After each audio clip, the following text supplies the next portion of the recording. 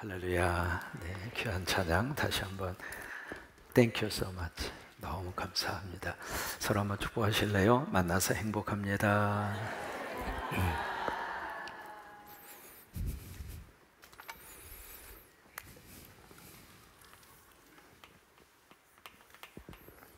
이제 지도 다 그리실 수 있겠죠? 하도 많이 봐가지고 좀 질리긴 해도 거기 좀 소리 좀 줄여줘요. 질리긴 해도 이 구약 성경 속에 들어가실 때에는 반드시 지도를 머릿속에 기억을 하셔야 이해가 훨씬 더 빠릅니다. 지도를 알 때하고 모를 때하고는 이게 천지 차이입니다. 지도를 모르는 상태에서 말씀 읽어가면 말씀에 대한 전체적인 맥을 짚어가기가 힘들어요. 근데 이제 지도를 알고 그 다음에 지형적인 것을 머릿속에 기억하면 말씀이 이제 훨씬 더 입체적으로 이렇게 와 닿을 수가 있겠죠. 여러분 여행한 장소는 이렇게 글을 읽으면 여행한 그 모습이 머릿속에 기억이 되기 때문에 입체적으로 느낌이 오잖아요. 그거하고 똑같아요.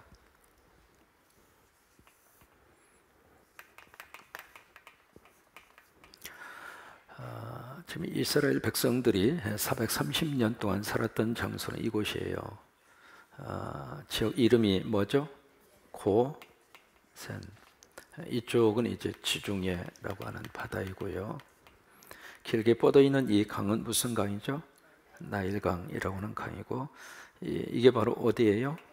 홍해예요.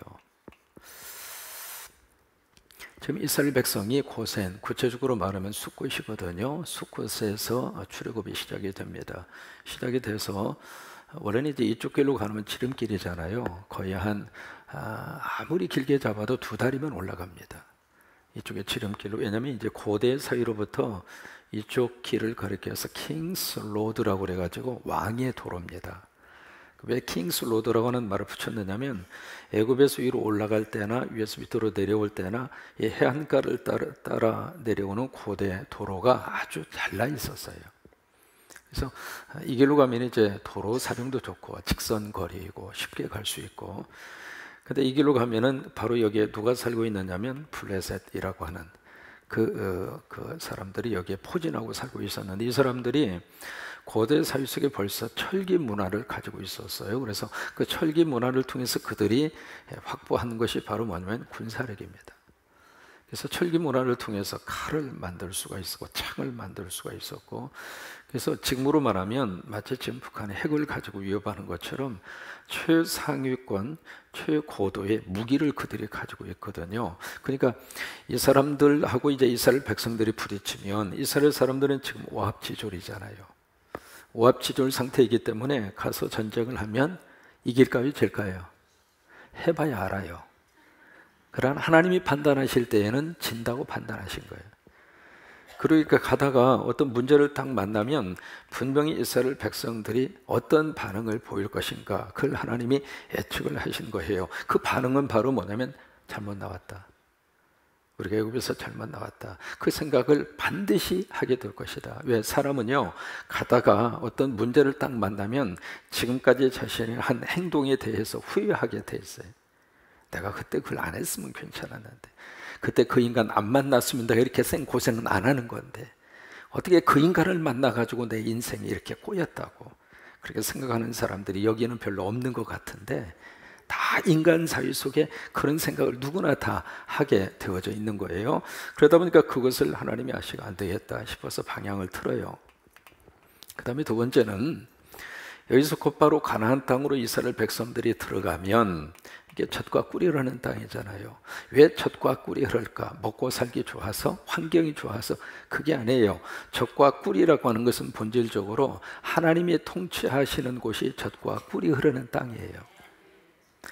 어떤 환경을 말하는 것이 아니라 그 환경 속에 누가 함께 하느냐, 그걸 말하는 거예요. 그러니까 하나님이 통치하시고 하나님의 은혜가 있고 성령이 거룩한 역사가 있고, 그렇다면 그게 젖과 꿀이라는 것이에요. 다시 말해서 철저하게 하나님의 통치를 인정하는 장소가 가나안이란 말이죠. 근데 이스라엘 백성들이 애굽에서 430년 살면서 철저히 노예 문화가 몸속에 배어 있단 말이죠. 그 상태, 그 모습으로 가나안 땅 들어가 봤자 몸뚱아리는 와 있지만 정신 상태는 아직도 애굽이라고 말이에요. 그것을 어떻게 해야 되는가? 이 브레인스톰해서 이 뇌를 완전히 개혁시키지 않으면 안 된다 그 말이에요. 여러분, 우리가 교회 나오고 은혜를 받으면 어느 날 갑자기 사람이 확 하고 바꿔지는가? 아유, 꿈 깨세요. 그 인간이 그 인간입니다. 기도원에 올라가서 막 은혜 받고요, 방방 투고, 야, 이제부터 우리 가족의 천국이 되겠지. 천국이 얼마나 가던가요? 그러니까 사람은 참 본질적으로 이게요, 바꿔진다고 하는 것이 얼마나 어려운지 몰라요. 그래서 애굽에서 쩌들었던 그들의 애굽 문화, 그 애굽 문화라고 하는 것은 다른 말로 말하면 우상 숭배 문화거든요. 철저히 세상적인 우상 숭배 문화 속에 뼛속까지, 그들의 DNA까지 철저하게 지금 영향을 받고 있는 그들의 그 애굽에서의 문화, 그 습성을 철저히 브레인 와스를 하는 거예요. 완전히 뇌 세탁을 하기 위해서 광야로 돌려요. 그래서 40년 동안 과자 훈련을 받는 거예요. 그래서 이제 방향을 누가 틀었는가? 하나님이 틀었어요. 하나님이 그렇게 그 길로 인도를 하신 거예요. 그래서 도착한 장소가 비하히롯이라고, 바알스본이라고 하는 그 맞은편, 바로 홍해. 여기가 지금 어디냐면은요, 여기서 이렇게 쭉 길게 뻗어가지고 운하가 파져 있습니다. 그 운하가 바로 수에즈 운하입니다. 애굽에 가시면 그 수에즈 운하 굉장히 유명한 운하죠. 제가 이제 이스라엘 갔다가 이게 애굽으로 이 사해를 통과해서 애굽으로 지나가 국경선 지나서 애굽으로 들어서 조금만 가면 그 수에즈 운하가 쫙 있어서 밑으로 이렇게 통과해서 갈 수가 있거든요. 근데 마침 제가 도착한 그 시간에 한국의 그 해운 선박이 수에즈 운하를 쫙 통과하더라고. 그래서 한참 서서 멍하고 차렷자세하고 봤어요. 이게요, 외국 나가서 한국에 대한 저기만 딱 보아도 가슴이 떨리는 거예요. 제가 87년도에 미국에 딱 갔는데 고속도로를 달리는데 그 앞에 조그마한 차가 막 굴러가요. 그래서 무슨 차인가 봤더니 뒤에 포니. 세상에, 그걸 보고요 박수를 치면서 어메메메메, 어머머머머, 거시기하다, 야 거시기하다. 세상에, 그 미국에서 그 수없이 많은 그 자동차의 경쟁 속에서 거기에 현대라고 하는, 현대라고 하지도 않아요. 현다이 보니 그거 다 놓고 말이죠, 그 굴러가는 모습을 보니까 신기하기도 하고, 어떻게 저게 다 굴러간다, 어떻게 저게 다 팔린다, 그러면서 이게요. 그러니까 수에즈 운하에 대한민국의 어떤 선적이 이렇게 지나가는 모습을 보니까 더 감격스럽더라고요. 그게 이제 수에즈 운하인데, 바로 여기에서, 여기 홍해라고 하는 이곳에 딱 이스라엘 백성들이 도착을 해서 딱 여기서 첫 번째 진을 딱 치고 있는데, 이 애굽의 바로의 입장으로서는 어떻게 생각했는가? 저들 완전히 도간에 던지구나. 왜냐하면 여기는 지금 홍해라고 하는 바다가 있고, 그리고 여기는 비하히롯이라고 하는 것은 산악지대입니다. 산악지대에서 양쪽으로 깎아지는 듯한 절벽이 있습니다. 그리고 지금 뒤에는 특별 병거 600성, 병거라고 하는 것은 영어로 캐리엇입니다. 무슨 얘기냐면 지금으로 말하면 특수 무장된 전차급이에요. 여기 고센에서, 이 고센에서 여기 홍해까지 190km입니다. 190km인데 이스라엘 백성들이 이쪽으로 와서 진을 친 지 3일 만에 바로가 이 친구들 진짜 가네? 진짜 도망갔네? 생각을 하고 4일 만에 쫓아와요.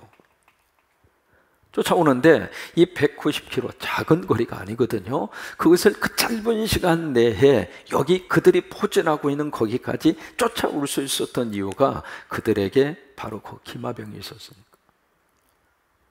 그러니까 보통 국방력이 아니에요.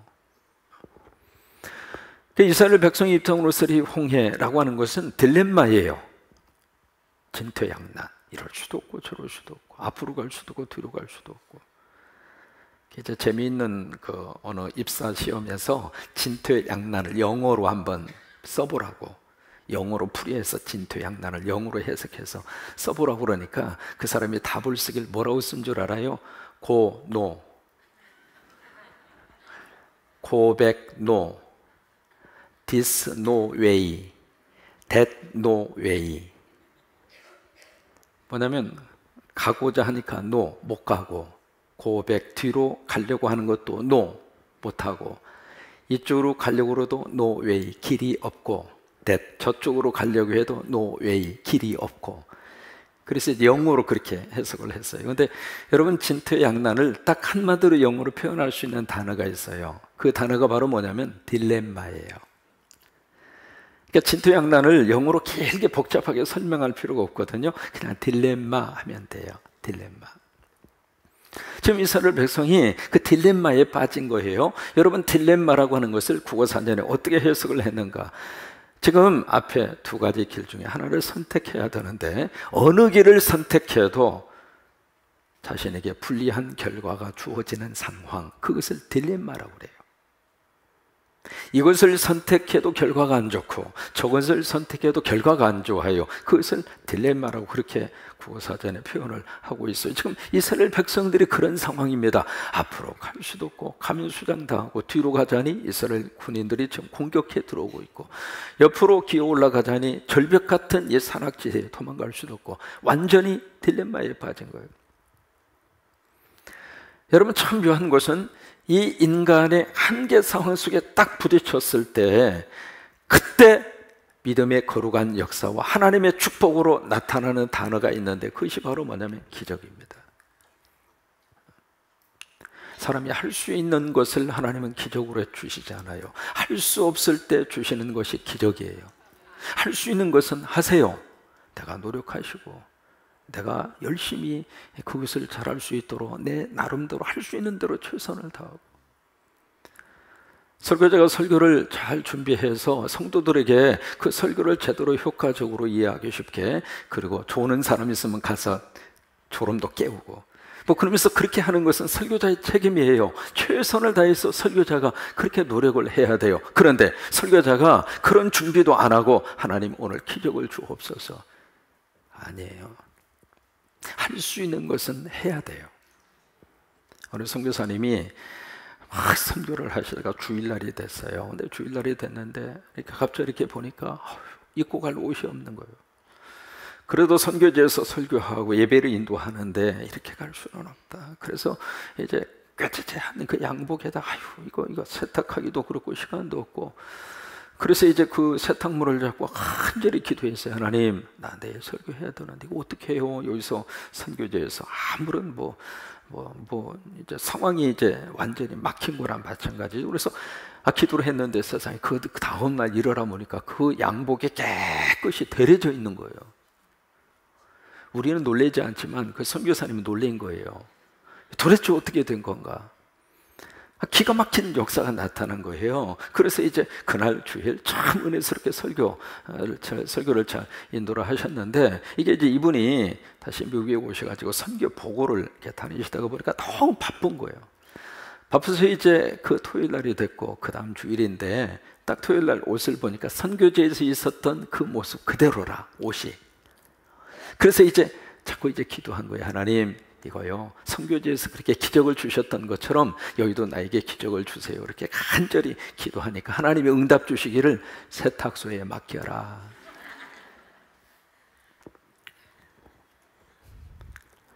기적은 어느 순간에 하나님이 우리에게 주시는가, 인간이 더 이상 할 수 없는 한계 포인트에서 거기서 하나님이 기적을 주시는 거예요. 그러면 이 홍해라고 하는 기적의 의미성이 바로 무엇인가? 이 홍해 기적은 두 가지의 큰 의미를 가지고 있습니다. 첫째는 구원이요, 두 번째는 심판입니다. 이스라엘 백성들에게는 구원이에요. 그러나 애굽의 그 병거와 애굽의 군인들 바로를 유시해서 애굽에 있는 사람들에게는 홍해는 바로 그들에게 뭐냐면 심판 현장이 된 거예요. 똑같은 홍해인데 누구는 그 홍해를 마른 땅처럼, dry land, 완전히 마른 육지입니다. 마른 땅, 완전히 마른 땅처럼 그들이 홍해를 건넜어요. 건넜는데 히브리서 11장 29절의 말씀, 그 이스라엘 백성들이 홍해를 건널 때 어떻게 그들이 건너갔는가? 특징이 하나 있습니다. 무엇에 의해서? By faith, 믿음으로. 믿음으로 홍해를 건넌 이스라엘 백성들에게 있어서는 홍해는 구원의 현장이었어요. 사는 곳이었어요. 살림의 역사가 있는 장소였어요. 생명을 얻는 장소였고, 하나님의 기적을 체험하는 장소였고, 하나님의 살아계심을 온몸으로 뼈저리게 느낄 수 있는 현장이었어요. 그런데 애굽의 사람들은 어떻게 됐는가? 여기서 수장당했어요. 왜 그랬는가? 히브리서 11장 29절에 뭐라고 말했는가? 시험이라고는 단어를 썼어요. 시험. 영어 번역은 그렇게 됐습니다. Try to do so. 그렇게 한번 시도해 봤다는 뜻이에요. Try to do so. 이스라엘 백성들이 하는 것처럼 애굽의 사람들도 try, 그렇게 한번 시도를 해봤다 그 말이에요. 근데 그 시도해보는 것이 믿음으로 나오는 그런 모습이 아니었고, 하나님을 테스트 해보려고. 그러다 보니까 시험하기 위해서 들어갔던 홍해는 심판의 장소였어요. 그러니까 살면서 우리가 똑같이 홍해를 다 만나요. 크고 작든 할 것 없이. 누구는 홍해 있고 누구는 없고 그렇지 않아요. 다 누구나 다 할 것 없이. 근데 홍해가 믿음으로 바라보고 믿음으로 그 문제를 해결하려고 하는 사람들은 그 홍해가 하나님의 거룩한 능력으로 홍해 속에 하나님이 마른 땅처럼 길을 열어주셔서 홍해가 오히려 간증의 현장이 될 거예요. 홍해 때문에 더 하나님을 깊이 체험하고, 홍해 때문에 성령의 은혜를 깊이 체험하고, 홍해 때문에 다시 한번 믿음을 찾게 되고, 홍해 때문에 하나님 앞에 더 가까이 다가서게 되고, 그러면 그 홍해는 이 믿음으로 그 홍해를 바라보는 사람들이 있어서는 홍해는 살림의 기적 현장이 돼요. 그런데 똑같은 홍해인데 이 홍해 속에서 시험으로 하나님을 테스트하거나, 그렇게 홍해를 바라보는 사람들에게 있어서는 이 홍해는 결국 수장당하는 심판의 현장이더라 이 말이에요. 두 번째로 홍해의 기적은 어떤 의미성을 또 하나 가지고 있을까? 이게 그 홍해의 두 번째 기적은 세례의 의미성을 갖는다. 고린도전서 10장 2절입니다. 고린도전서 10장 2절에서는 이스라엘 백성들의 광야에서의 구름 기둥, 불 기둥, 그리고 특별히 홍해 사건을 어떻게 해석하는가? 완전히 그것을 세례의 사건으로 재해석을 합니다. 여러분, 세례라고 하는 것은 과거에 내가 죽고 새로운 나로 거듭나는 게 세례예요. 한번 해보실까요? 세례란 과거에 나가 죽고 새로운 하나님의 사람으로 거듭나는 것이다. 그게 세례의 의미인데, 바로 그 세례의 의미를 여기서 해석하고 있는 거예요. 그들이 바닷속을 지나갔을 때, 그들이 물속을 지나갔을 때, 그들이 하나님의 거룩한 구름 기둥 밑에 있었을 때 그들은 철저하게 세례를 받았다. 과거에 내가 죽고 새로운 하나님의 사람으로 거듭났다. 그러니까 단순히 홍해는 그냥 바닷속을 건너갔다라고 하는 사실적인 사건으로 끝나지 않고, 영적인 의미에서 철저하게 이 홍해는 세례인데, 무엇과의 세례인가? 세례의 중요한 의미 중 하나가 죽음이거든요. 죽고 다시 어떻게 해요? 사는 거예요. 그게 세례거든요. 그러니까 과거에 내가 죽고 새로운 하나님의 사람으로 다시 살아나는 거예요. 그러면 여기서 세례는 뭐에 대한 죽음의 선언인가? 애굽에 대한 죽음의 선언이에요. 그러면 이 살림은 바로 뭔가? 가나안에 대한 살림이에요. 애굽에서 이것을 철저하게 단절을 시키고 가나안 땅에서의 새로운 삶을 살겠다고 결심하고 받는 것이 세례예요. 근데 지금 우리는 이 세례를 너무 어떤 그 신앙적인 하나의 의식적인 그 의식으로 생각할 수 있는 가능성이 있습니다만은, 세례는 그런 게 아니에요. 세례는 철저하게 애굽에서의 모든 것은 내가 죽고 이제는 거룩한 젖과 꿀이 흐르는 가나안 땅에서의 새로운 삶, 그게 세례란 말이에요. 오래전 이야기입니다. 제가 서울에서 용산제일교에서 부목회자 생활할 때 네팔에서 온 신학생이 아시아연합신학대학에 와서 거기서 이제 교육을 받고 있었어요. 그래서 그때 이제 잠깐 만날 기회가 있어가지고 이제 거기서 온 신학생하고 좀 교제를 할 수가 있었죠. 있으면서 그때 오래전 이야기죠. 벌써 뭐 몇십 년 전 이야기죠.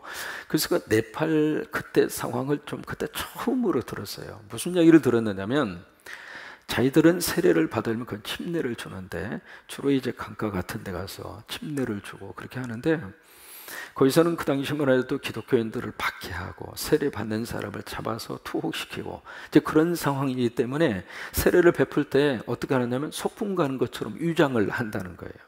유장을 해서 쭉 들어가서 세례를 베풀고 그 다음에 몇몇 사람이 들어가는 입구 그쪽에서 망을 본다는 거예요. 만약에 세례를 베풀고 세례를 받다가 들키면 그 즉시 구속해서 감옥 간다는 거예요. 자기들은 세례 받을 때 그 각오를 하고 세례를 받는다는 거예요. 참 그 이야기 들으면서 그때 무슨 생각이 들었느냐면 과연 우리는 어떤 마음으로 세례를 베풀고 세례를 받는가? 그래서 이스라엘 백성들이 이 광야 생활을 하면서 하나님이 가장 싫어한 말이 있습니다. 그 말이 뭔 줄 알아요? 애굽으로 돌아가자. 하나님이 가장 싫어했어요, 그 말을. 왜요? 이 과정 통해서 이렇게 해서 나온 이 백성이 다시금 이 애굽으로 돌아가자 그 말이에요. 그 말이 나올 때마다 하나님이 진노를 하십니다. 여러분, 예수 믿는 사람은요, 어떤 경우가 있어도 더 이상 세상으로 갈 수도 없고 갈 필요도 없고 가지도 않을 거예요. 그런데 말로 자꾸 그때가 좋았는데 아니에요. 오늘 이 홍해의 기적의 사건을 통해서 몇 가지 정리를 합니다. 이 홍해 앞에서 이 딜레마, 이럴 수도 없고 저럴 수도 없는 딜레마, 그 하나님의 홍해의 기적의 사건을 우리에게 딱 주시면서 몇 가지 주시는 하나님의 말씀의 음성이 있습니다. 첫째는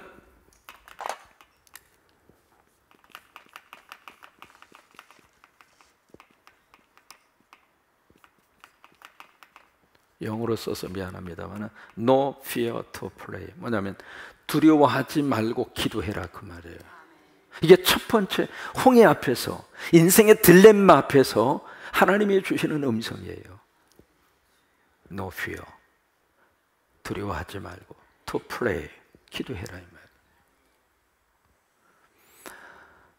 왜 이 말씀을 우리에게 가장 먼저 우리에게 주실까? 이 두려워하지 말라, 이 말씀은 성경에 루마니아의 공산 진영이 딱 되면서 거기에 범브란트라고 하는 유명한 하나님의 사람이 있잖아요. 이 사람이 루마니아 공산주의 해서 이제 박해를 받고 감옥에 들어가서 그분이 계속 성경을 읽으면서 헤아렸다고 그러잖아요. 도대체 두려워하지 말라, 이 말씀이 계속 반복해서 나오니까 도대체 몇 번이나 나온가 헤아려 보니까 366번.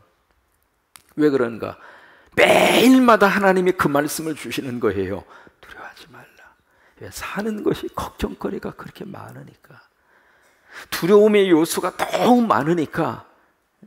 지금 예배 드리면서도 아유, 그것 때문에 걱정이고 저 때문에 걱정이고, 걱정이 바이러스에 감염되지 않는 사람이 없어요. 그러니까 매일마다 하나님이 다시 한번 기억하려고 오늘도 두려워하지 말라. 그럼 왜 366번이니까 윤달 들은 날 한 번 더 하시려고.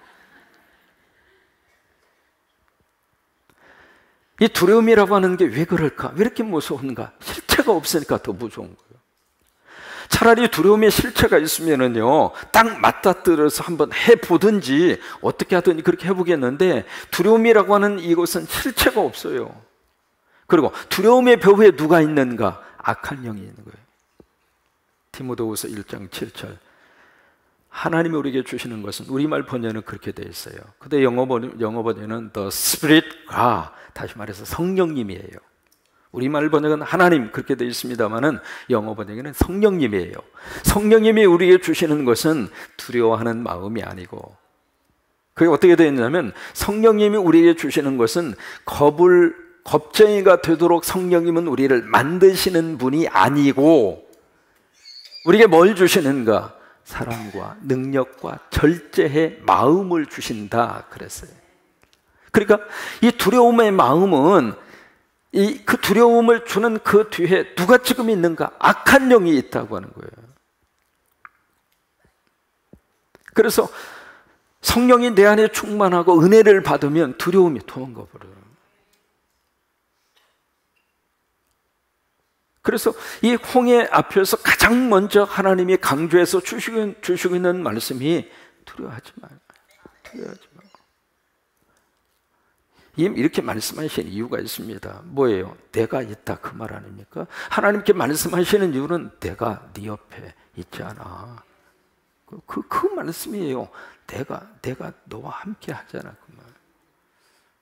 시편 3편 6절 다윗이 압살롬이라고 하는 그 아들에게 공격을 받았잖아요. 그래서 거기서 나온 것이 시편 3편이에요. 그러면서 첫 번 1절부터 어떻게 고백해요? 하나님, 내 주변에 나를 대적하는 자가 이렇게도 많습니다. 그런데 이게 1절부터 그렇게 말씀을 시작을 하다가 5절로 딱 가서는 내가 편히 쉬기도 하고 자기 누워 자기도 하리니, 아니 그 상황 속에서 무슨 잠이 옵니까? 근데 6절에 가면 더 기가 막힌 말을 해요. 천만인이 나를 둘러 진친다 할지라도 나는 두려워 아니하리이다. 천만인이면 몇 명이나 될 것 같아요? 시편 23편 4절 말씀, 내가 사망의 음침한 골짜기를 다닌다 할지라도 누가? 내가 두려워하지 않는 것은 누가? 주께서 누구와? 나와 함께 하십니다. 그러니까 이 상황 속에서 우리에게 하나님이 주시는 메시지의 첫 번째 말씀은 No fear, to pray. 두려워하지 말고. 여러분 미국에 가시면 꼭 이 서부 지역을 관광할 때 빠뜨리지 않고 가는 장소가 샌프란시스코의 골든 게이트라고 해서 금문교라고 하는데, 가보신 분들 계실 거예요. 전 세계 사람들이 그 다리 보려고. 다리. 참고적으로 우리 아들내미가 거기 살아요. 그 다리 보려고 전 세계에서. 그게요 1933년에 시작을 해서 1937년도에 완공을 했어요. 4년 만에. 그 다리가 전 세계에서 가장 긴 다리 중에 6번째로 길어요. 2825m 길이가. 이 다리가 이제 주탑과 주탑이라고 그래요. 크게 이렇게 세우는 거 있잖아요. 이것을 주탑이라고 그러거든요. 주탑과 주탑의 거리가 1280m예요.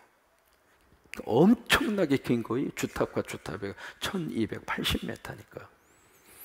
그리고 이 다리의 높이가요, 높이가 몇 m냐면 70m입니다. 이게 뭐 안 놀라셔도 괜찮아요. 대한민국에서 가장 높은 다리 높이, 한강 가장 높은 저기 높이가 20m입니다. 그러니까 이게 다리 이 깊이가 얼마나 깊다고 하는 것을 좀 짐작이 갈 수 있잖아요. 근데 그 공사를 80년 전에 한 거예요. 80년 전에 그 엄청난 토목 공사를 해낸 거예요.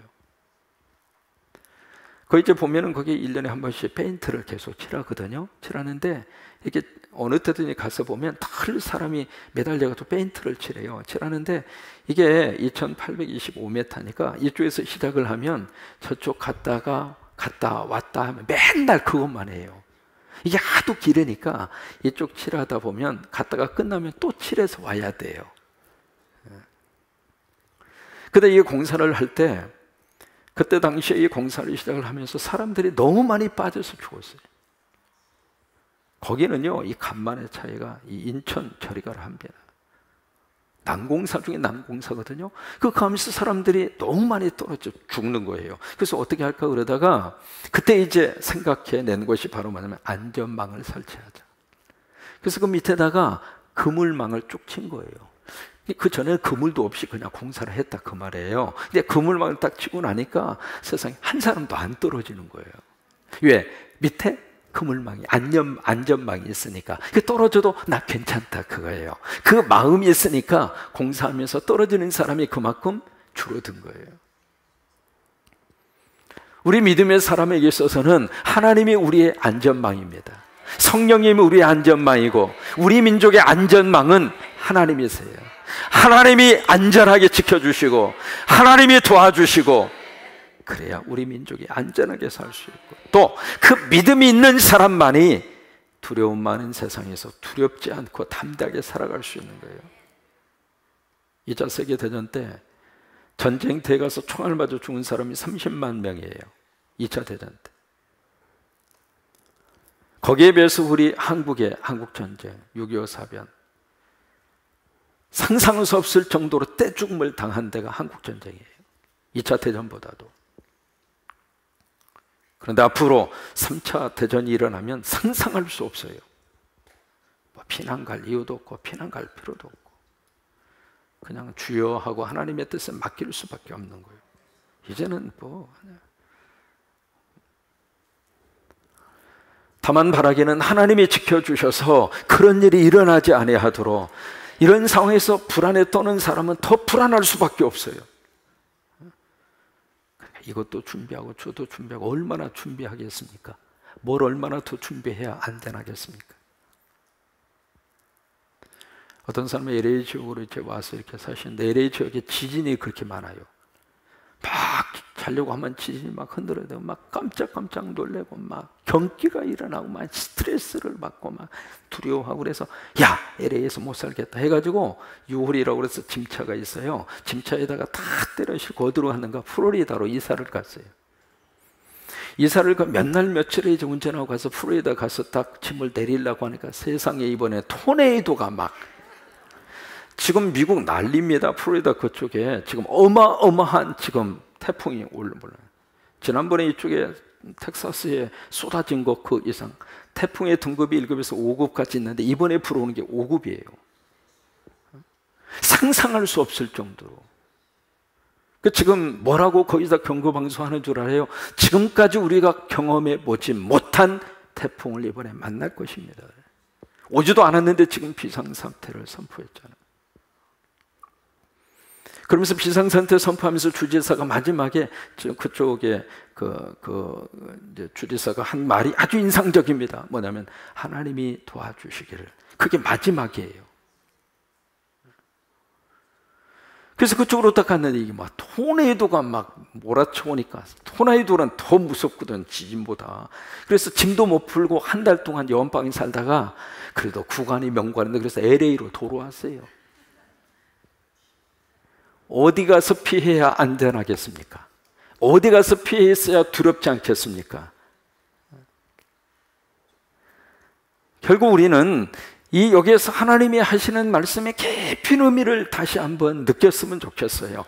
어차피 우리는 세상에서 두려움의 요소를 가지고 살아요. 이래도 두렵고 저래도 두렵고. 영국의 테니스 선수 가운데 짐 길버트라고 하는 유명한 테니스 선수가 있어요. 근데 그 선수가 5살 때 엄마가 치과병원에 가는데 같이 따라서 갔어요. 따라서 갔는데 이 엄마가 치과 치료를 받다가 경기를 일으키고 심장마비로 돌아가셔서, 그래서 이 짐 길버트라고 하는 사람이 그때부터 치과에 대한 노이로제가 딱 머릿속에 들어와 있었어요. 그래서 영국의 유명한 테니스 선수입니다. 그런데 이게 자꾸 방앗간을 쓰다가 보니까 이 방앗간이 항상 좋은 게 아니잖아요. 이게 치료 안 받으면 안 받을 상황이 됐는데, 그 노이로제 때문에 치과 병원에 가면 자기가 죽을 것 같으니까 자기 주치의를 집으로 오라고 그랬어요. 집으로 와서 편한 마음으로 내 치과를 치료를 좀 해달라고. 그렇게 해서 이제 주치의가 짐 길버트 그 사람 집으로 왔거든요. 와가지고 입을 다 준비를 하고 치과 치료를 하려고 입을 딱 대고 딱 대는 순간 심장마비로 죽었어요.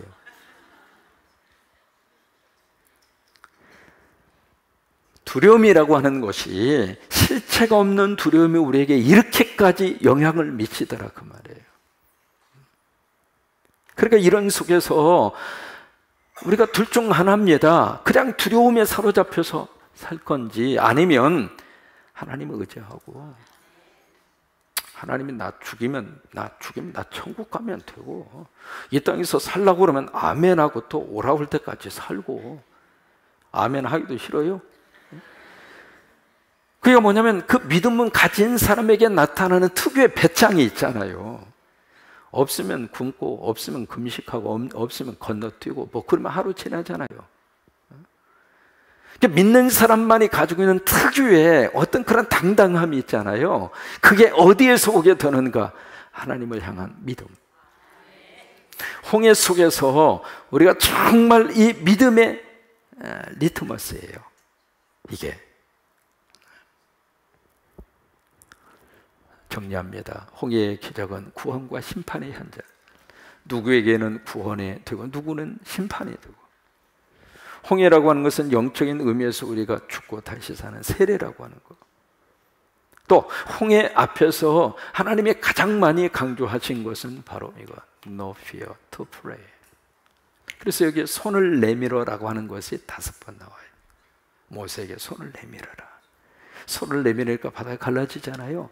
손을 내밀어라. 그러니까 이제는 어떻게 돼요? 기가 막힌 역사들이 일어납니다. 드라마틱하게. 앞에 있었던 구름기둥, 불기둥 뒤로 확 가더니 세상에 이쪽은 환하게 비춰지고 애굽에 있는 사람은 칠흑 같은 어두움이 돼서 막 좌충우돌이 일어나고 막 수레가 더 이상 굴러가지 못하도록 바퀴가 다 빠져버리고 진흙탕이 막 빠져버리고 그런 앞에 있던 구름 기둥이 뒤로 불기둥이 뒤로 쭉 가잖아요. 그래서 그 방어막이 돼서 딱 가로막고 있다가 다시 이제 손을 내미니까 이제는 홍해가 다시 합쳐지게 돼서 그렇게 쏜살같이 쫓아오던 이 바로가 홍해에 완전히 수장이 돼서 죽어버리고 말잖아요. 하나님께서 홍해 같은 사건과 국가적인 현상과 개인적인 어떤 그런 문제들을 만났을 때 하나님이 이 믿음을 우리에게 확 실어주셔서 두려움과 불안에 떨지 말고 하나님 다 의지하고 하나님께서 이 민족과 함께 하신다는 믿음으로 또 하나 하나님이 어떻게 역사하실지 우리는 모르잖아요.